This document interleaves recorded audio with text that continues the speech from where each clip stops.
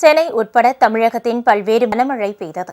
அடுத்த 2 நாட்களுக்கு மழை பெய்யக்கூடும் என்று சென்னை வானிலை மையம் தெரிவித்துள்ளது.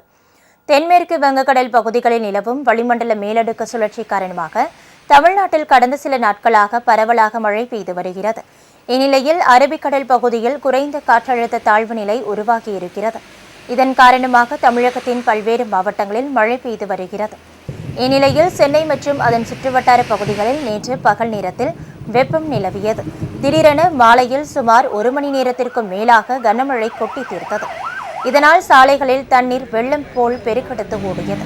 அலுவலகம் முடிந்து வீடு திரும்புவோர் சாலைகளில் தேங்கிய மழைநீரால் பெரிதும் அவதிக்கு ஆளாகினர். சென்னையில் கோட்டூர்புரம், தேனாம்பேட்டை, நந்தனம், மயிலாப்பூர், பட்டினப்பாக்கம், அடையாறு, மந்தைவெளி, மெரினா ஆகிய பகுதிகளில் இடி மின்னலுடன் கனமழை பெய்தது. இதனால் சென்னை கிண்டி, ஆலந்தூர், பெருங்களத்தூர் உள்ளிட்ட இடங்களில் சுமார் 2 மணி நேரம் போக்குவரத்து நெரிசல் ஏற்பட்டது. மழைநீர் வடிகால் என்ன பண்ணுறாங்கன்னா, ஒரு கம்பத்துக்கோசம் 10 நாள் 15 நாள் அந்த கேப் விட்டுட்டு இன்னொரு கேப் தோன்றுறாங்க. அங்கே ஒரு மின்கம்பம் இருக்குது, அந்த இடத்த விட்டுட்டு இன்னொரு இடத்து போய் நோண்டுறாங்க. இந்த மாதிரி பார்த்தீங்கன்னா ஒரு 3 மாதம் 4 மாதம் அந்த வேலைங்க படுஞ்சு நின்று போதுங்க. இந்த கவர்மெண்ட்டு கரெக்டான ஒரு வேலை பார்த்தாங்கன்னா கரெக்டாக நடக்குங்க. மழை தண்ணிலாம் அங்கங்கே தேங்கி நிற்கு. இந்த நகராட்சி நிர்வாகம் இந்த தேங்கிற தண்ணியை முன் நடவடிக்கையாக அதை சரி செய்தால் நல்லாயிருக்கும். கன்னியாகுமரி மாவட்டத்திலும் நேற்று காலை முதல் மழை பெய்தது.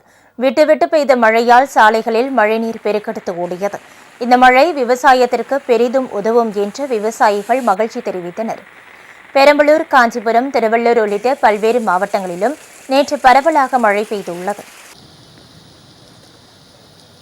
உங்கள் ராஜ் நியூஸ் தொலைக்காட்சியில் கஷ்டப்பட்டு இந்த கொரோனா காலத்துல ஒர்க் பண்ணிட்டு இருந்தோம். அரசு எங்களுடைய அந்த சேவை எதுவுமே புரிஞ்சுக்காம ஒரேடியா வெளியே எடுத்து எங்களை அனுப்பிச்சிட்டாங்க.